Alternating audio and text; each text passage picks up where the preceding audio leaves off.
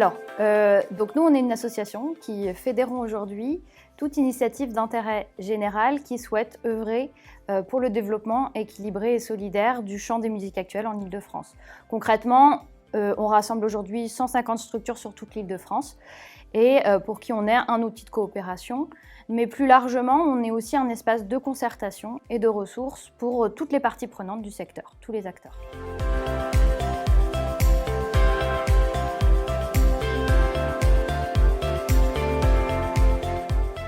Alors effectivement, auparavant, le réseau, le RIF, était constitué de 8 associations, 8 réseaux départementaux de musique actuelle.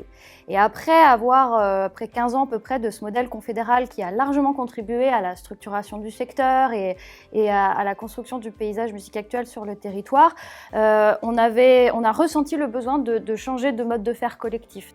Et on a fait tout un travail qui nous a amené effectivement à fusionner pour une partie des réseaux départementaux au sein d'une même association et pour d'autres à rejoindre la dynamique en tant que réseau associé.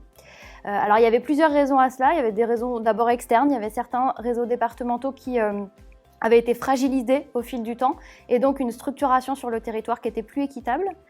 Et puis il y avait aussi cette réforme territoriale qui remettait en question la place des départements et leurs compétences, leurs futures compétences. Des enjeux sectoriels plus généraux comme la marchandisation, la concentration, qui nous ont amenés à devoir réfléchir plus collectivement à des réponses à ces enjeux-là. Et puis il y avait des enjeux aussi internes puisque ce modèle confédéral, on est arrivé un petit peu au bout à un moment. On avait besoin d'aller plus loin, on rencontrait régulièrement des blocages dans la coordination de projets au niveau régional ou au niveau interdépartemental.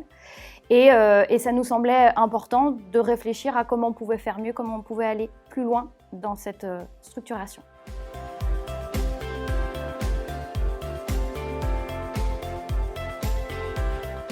Alors, cette démarche de réflexion, elle a démarré en 2014 et on a très rapidement fait appel au DLA pour être accompagné. Donc, dès 2015, on a été accompagné dans cette réflexion, dans cette démarche, pour creuser différents scénarios sur une future potentielle organisation.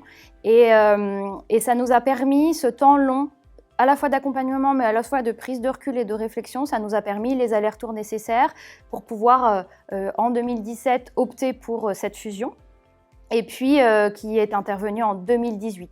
Et puis on s'est fait accompagner une nouvelle fois post-fusion pour travailler cette fois-ci plus en interne sur la question des ressources humaines, sur notre organisation.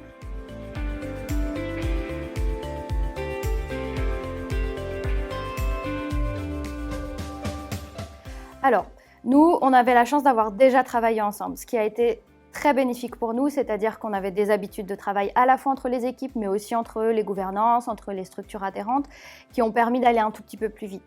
Après, selon moi, il y a un autre enjeu, c'est le temps long et la prise de recul nécessaire pour construire tranquillement ce projet, être accompagné dans cette démarche de fusion et pouvoir faire aussi un maximum pour que cette fusion, cette démarche soit partagée à toutes les étapes par les gouvernances notamment.